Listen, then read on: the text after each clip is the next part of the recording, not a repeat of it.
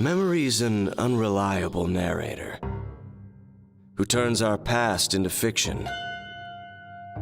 Is reality equally malleable? Welcome to the Equinox. We've always rewritten history to spotlight achievements. I wanted to show people a sight they'd never seen. Their own skull, their own skeleton, ambulating, full of life. Erase humiliations. Too arts and craftsy. It reminds me of something one makes at summer camp. To ignore, if not overcome, the bugbears and hobgoblins of uncertainty and doubt. Still, we sometimes fall astray, take the wrong path, become lost in a maze of indecision. But what if there was a way to turn mistakes into missteps?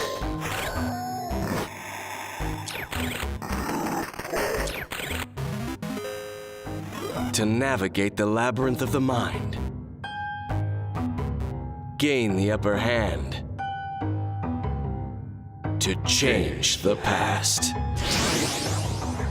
to make our dreams a reality by facing our worst fears.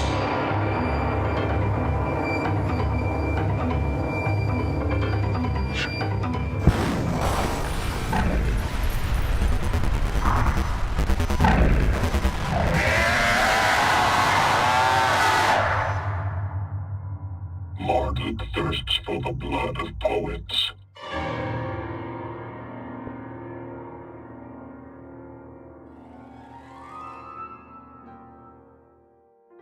How it all first began was we were a group of developers who had been laid off from Irrational at the end of Bioshock Infinite.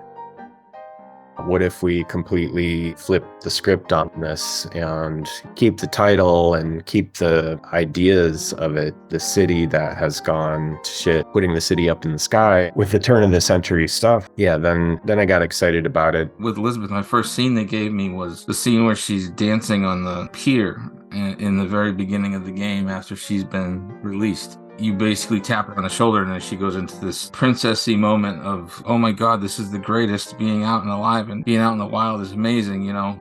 Very proud of that moment. I really am. When she threatened Booker with a tornado, I had to animate her being very resilient and stoic. What I do is effectively the quick and dirty first pass at it, where it's actually interactive, but there's a lot of gray box. Maybe it crashes after 5 minutes. Skylines was my first prototype on that project. Liz's Quantum Terror Powers was one of my prototypes. About half of the offhand powers, the plasmids. I worked on the Dark Comstock house, the asylum. I had very little to start with. We had a scrapped idea of an asylum, but I had to take that and give it its own identity. Isolation starts to degrade them, and the things they're doing to them start to brainwash them, and it's like, I see, they're going to break into factions, Lord of the Flies style. Areas where there are flags, and creating these areas where there's masks. I think the first assignment that I got for Bioshock Infinite was to write the dialogue for the characters in Columbia as you were first entering.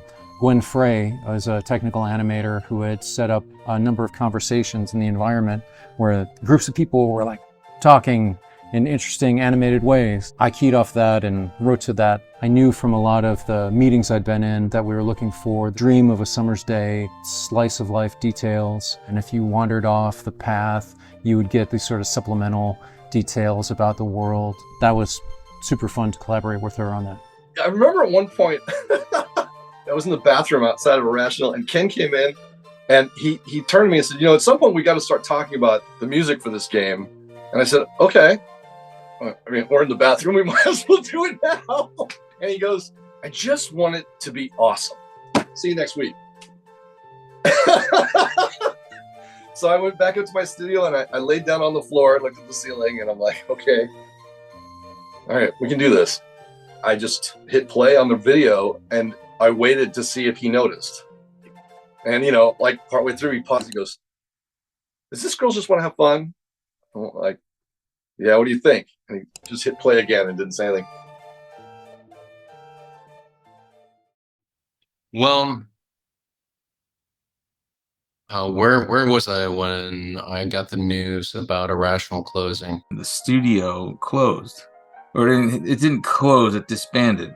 You know, you look back at things like that and you wonder if you got a hint of things beforehand or not. It wasn't a huge shock to me. Some people actually left previously to the downsizing. All of us kind of found ourselves at a sudden stop. It left a lot of us out there, a lot of orphans, so to speak. We had like a shared sort of like, oh man, this sucks, what do I do? We just made an award-winning game. A lot of people banded together and made their own companies. We wanted to keep working together and keep collaborating together. We had a really great experience working with one another. What can we do with this amazing group of people? All of a sudden, Joe Fielder reached out and said, got this idea for a game, and I'm wondering if you would be interested in working with me on it.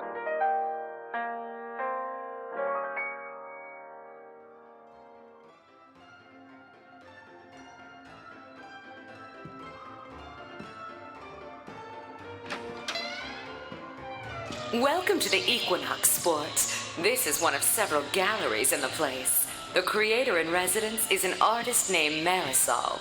It's seen better days, but that's why you're here. And why you have this. The Black Glove. It can alter the past, erase mistakes. A lot of the tonal influences for the Black Glove were a little bit obscure, and I don't say that in like a monocle twirling way. It was just like there were so many.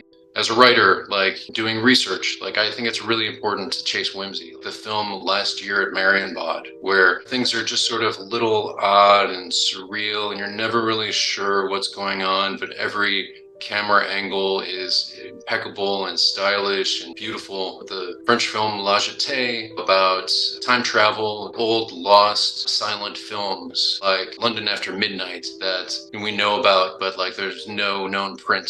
Jean Cocteau's version of Beauty and the Beast, you know, hands coming out of Mercury to show someone coming through a mirror. The play Sleep No More. You are immersed within this building and you're walking around as the players are performing in different rooms. There are things going on at the same time in different spaces. You'll never see everything. And it's just a really interesting, provocative space to explore. And I think one of the only disappointments I had when I went to see it, I'm used to working in games, so I wanted to open every drawer and find little bits of narrative.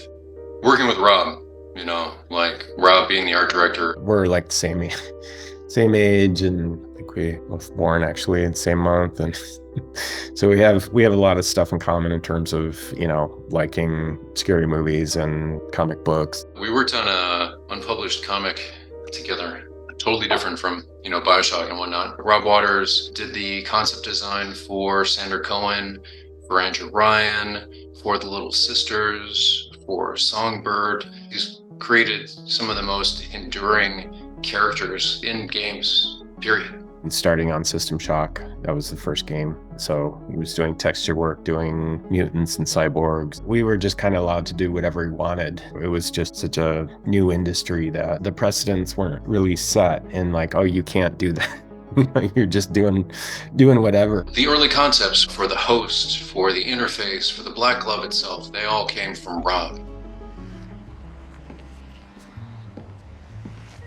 Aren't wax sculptures supposed to look like someone famous? That's not wax, it's refined sugar. It's supposed to tie in with the Mexican Day of the Dead. Huh, you sure? Things started to emerge for a mysterious 1920s theater, the Equinox, that was unstuck in time, a sort of surreal haunted house. Like this in-between interstitial pocket dimensional space, that pocket dimension in that place and that nightclub hasn't always been a nightclub, but it's always been there. You're not really in the real world. You're not going to open a door and walk out and you're in Montreal or something like that. But this is definitely like the Black Lodge scenario. Really buried the lead there with the red carpet and mazy patterns on the floor. There are story elements about, you know, this 1920s theater that burnt down. Is this the building? Does this exist somewhere else? What is this place exactly? You don't really know what's going on with reality. Nothing's quite exactly right. You're in this space where anything could happen. The Black Glove also allows the observation of hidden sights, private thoughts. I wanted something that was surreal, and the idea of being able to hold up your hand and look through it and look through both sides of it. Because that was going to be a major part of the interface, as to where like you'd look through your hand to sort of investigate stuff. You were traipsing into some areas that you probably shouldn't be. There might be a wing of the Equinox that wouldn't be available to you unless you accomplished a certain feat or happened upon a certain combination. There's a back room for you to explore. The hosts have been monitoring the creators and the guests. I've struggled to find the right material. None of it's dangerous enough.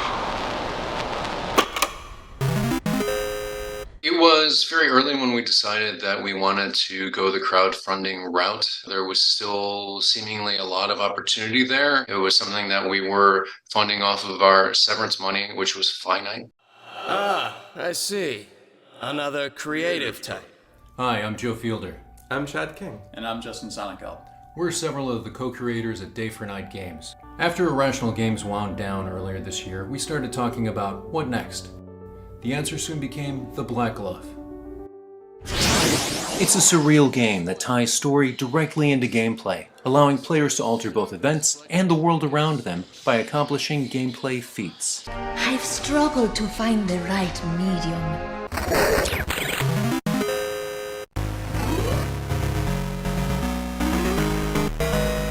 Accomplishing feats in the game allows you to summon the Black Glove.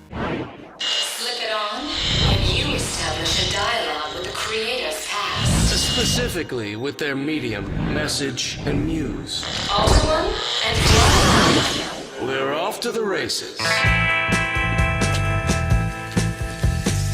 By changing the artist's medium from sculpture to multimedia in the past, we've dramatically altered her skeleton artwork in the present. The band is doing like 10 different genres of each track, and each track has like all these different stems that you can impact. The player got to curate the creative side of things. That was the most interesting part to me, was this notion that we were going to give them all these options for aesthetic choice and then let them decide what they want it to be. I don't think people got how cool that could be.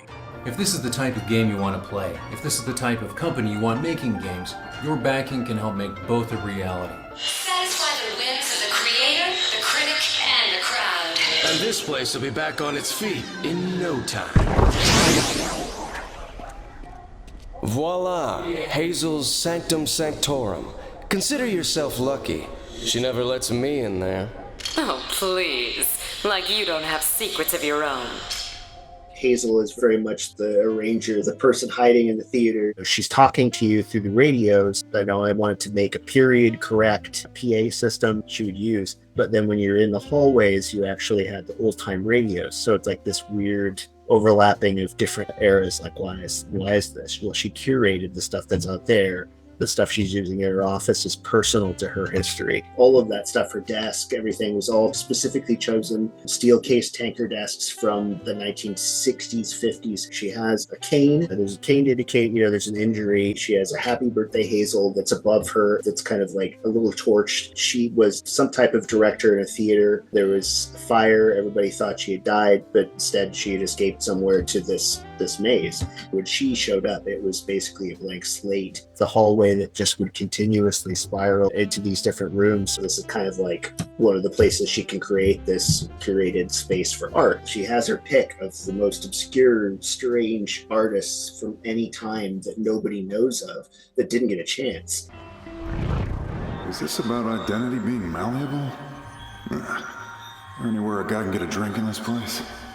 It's drawing also from like a weirder, larger like head canon. There was a thought in my head about the first team that found the pocket universe. There's a poster in there from the 50s. Always have your buddy. Always make sure that your partner is this far away from you. Don't stare into the dark for longer than 30 seconds. Just don't do it. And make sure that your partner does not do it. They don't know what they're playing with, but at the same time, they don't care. I added this stuff in because when you look at it, instead of having an empty office, it's like I'm filling this space with amalgamation of kind of the stuff that we're thinking about. I think Bioshock Infinite was where I started putting 208 and everything. It's in Prey, it's in Bioshock Infinite, it's in pretty much every game I've worked on since. It was trying to connect it. Better take this Marisol down a few pegs, or the jig is up. There's the artist herself, the creator, Marisol. What if I just ran out of this room right now screaming, "Gosh," or inspired? Marisol was an over-the-top, provocative, creative genius that maybe not necessarily great to work with. I thought X-rays. All perfectly safe. Tested on the interns last night. Perfectly safe. Tested on the interns last night. That was a great opportunity to work with Fryda Wolff, who's an incredible talent.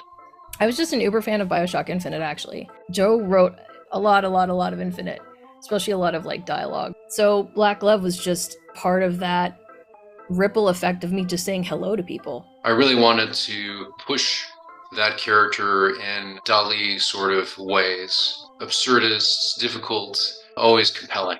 She was the like full id, right? The full like ego of like my art. The idea was very like silent movie era horror, kind of like classic silly horror, like old school Dracula. I just gave her a very over the top flair, I remember. It was a lot of fun. I have no idea what I'm talking about. Can she tell? Yeah, she can probably tell. You've gathered enough information to know what to do. We just need you to get to where you can do it, where you can change the past and help poor Marisol transcend. We both knew Joe from way back, actually from his EA days, long before Irrational. I did a lot of Medal of Honor games over there.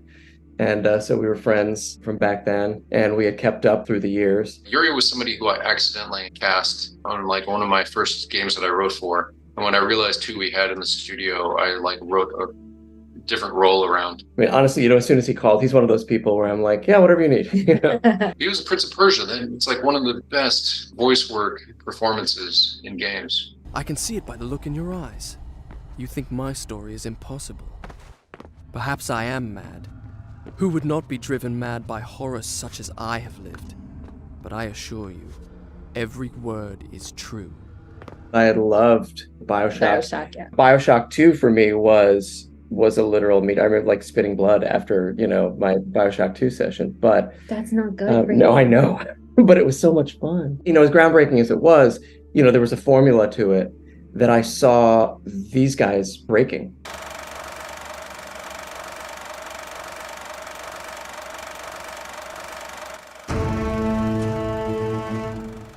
Invaders from Kepler 62e have atomized Peoria, a major Midwestern hub. We only have this class period, 43 minutes, to teach you every minute detail about botany, or the Earth is doomed. You're a hot-headed kid. If only we can put that rambunctiousness to good use. Pencils down, no talking. On the syllabus today, extinction. Better keep at it, sport. That time period has like a certain sound to it. You've got like sort of the mid-Atlantic kind of quality, but also sort of a New York higher register. Gather clues before you act. Without the proper knowledge to guide you, you may make matters worse. Yeah, we did it all at home. Yeah. Yeah, we had, a booth at home that we were using to work and do auditions. And at the time, it was a coat closet. It was a lot of like calling out favors. So anywhere that things could be sort of, hey, we'll just take care of the recording at home and send you the files. It was a little more of that. When you're working on a project like this, everybody's got to get scrappy. But it was, it was like friends working together, which I always love. My colleague makes it seem simple. It is most decidedly not. You must still navigate the maze. Don't scare him off. Dear Lord, what next? You want to tell him about the Minotaur? Lose your identity in the maze of the Space Minotaur. The real fun part of the project was the Space Minotaur aspect of it, the strange arcade game from the 80s. What was it? The Blob, the Minotaur? A mix between Wizard of War, a game that I've always loved, and Saturn Bomberman. I actually worked on the sprites for the Minotaur game. Couple frames for walking, couple frames for shooting, That was a lot of fun. I had a lot of fun doing that. I got to scratch my retro itch. There's what would have been the realistic interpretations, the real world representations of them within the Equinox, which you can see a brief glimpses of in the trailer. I just keep seeing the fucking Marduk in my head as I close my eyes. That's an actual game mechanic that happens. If you fail at the game at a certain point, you get stalked. In that world, I just thought the juxtaposition of the lavish interior spaces contrasted with 80s movie representations of these like chrome looking robots, I thought was really cool. And I wanted to really develop that idea and bring those two aesthetics together in that way. You were going to be able to see these entities actually within the Equinox, which was, again, just sort of a giant labyrinth. You're in a giant labyrinth, the Space Minotaur playing field. Jack Kirby, so many of his ideas were these larger-than-life epic story elements. Darkseid or characters from that mythos would speak in these incredibly Baroque ways that inspired the writing for the Maze of the Space Minotaur. How would Jack Kirby write this character? Marduk thirsts for the blood of poets.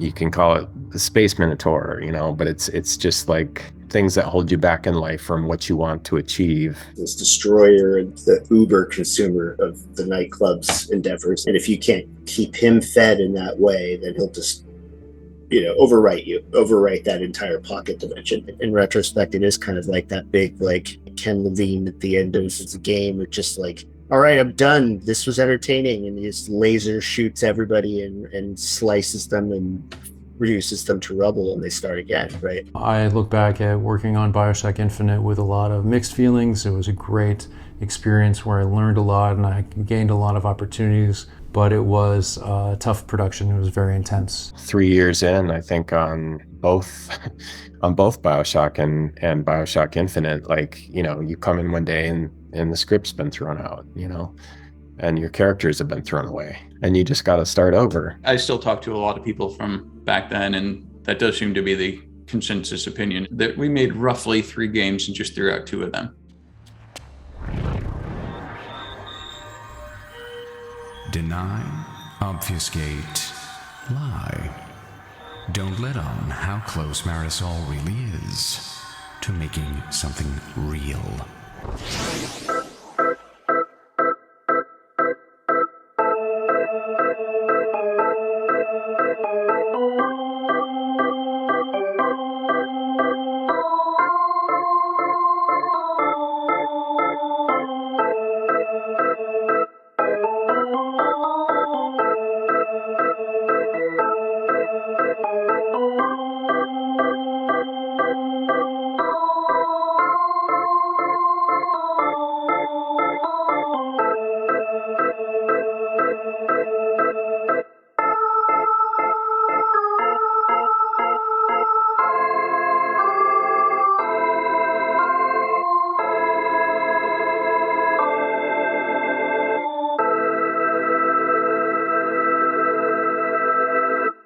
Dear God, what's the point?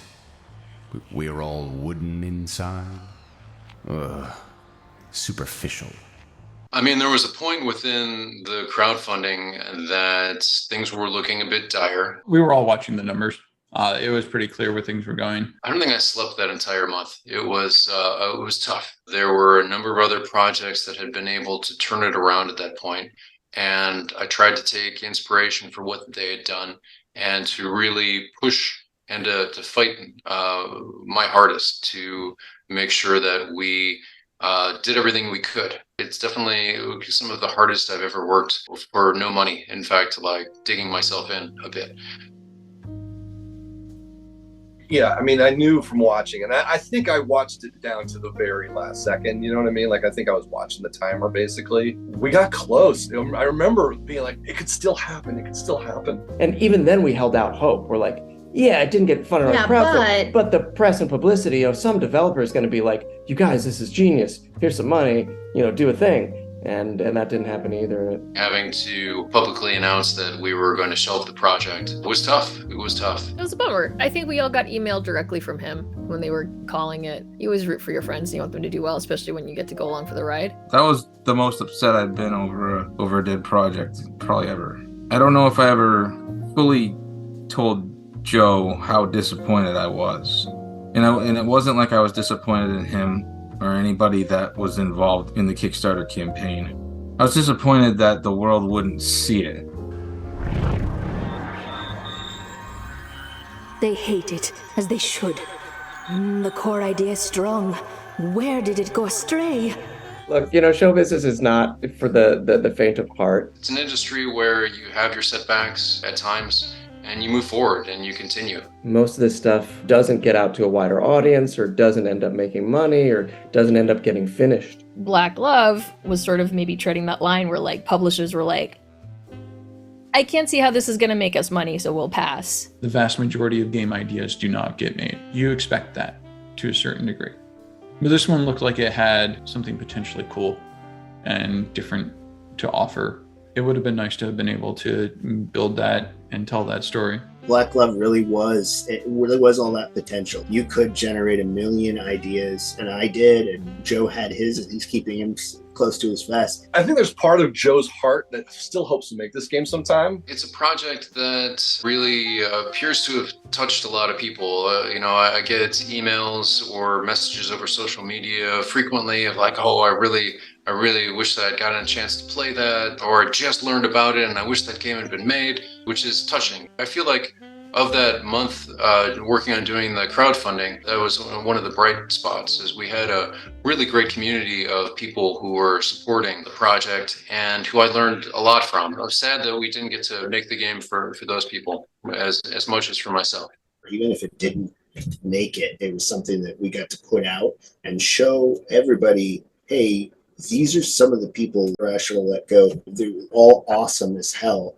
And it just happened to be that someone on a whim didn't want to work with that many people anymore and unleashed Marduk, just lasered everybody to death. Like, that happens. We took some of that with us when we left. It's not all you, just like people like to think. The Bioshock Infinite team are trauma bonded. There's no question about that. I think throughout their careers, you will continue to see like pairings and repairings of different former Infinite people. They all inspire me. They're all amazing. And they're still all amazing. I'm always hopeful that Joe calls me and is like, hey, we're bringing it back. I was able to actually get the Space Minotaur stuff in System Shock. Within System Shock, the original, you can play these mini games within your HUD. In the remake, we brought that back. And one of the new games is Maze of the Space Minotaur, so you'll actually be able to play that game within System Shock. So it'll have a life, like this infamous game that can pop up wherever.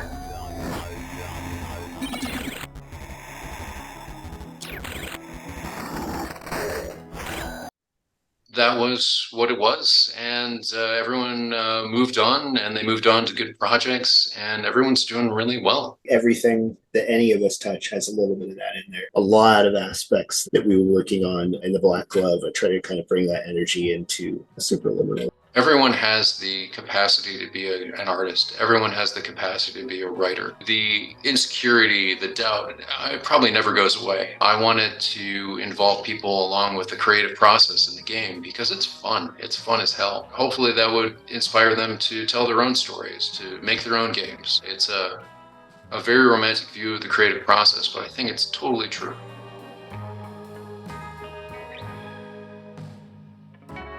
Hi, I'm Ken Levine, and I haven't played The Black Glove yet, but I've worked with almost every single person who's working on it, and I can tell you I have a huge amount of confidence, and I think you can tell from the videos you've seen that the atmosphere of that game is just gonna be amazing, and I'm really looking forward to immersing myself in that world.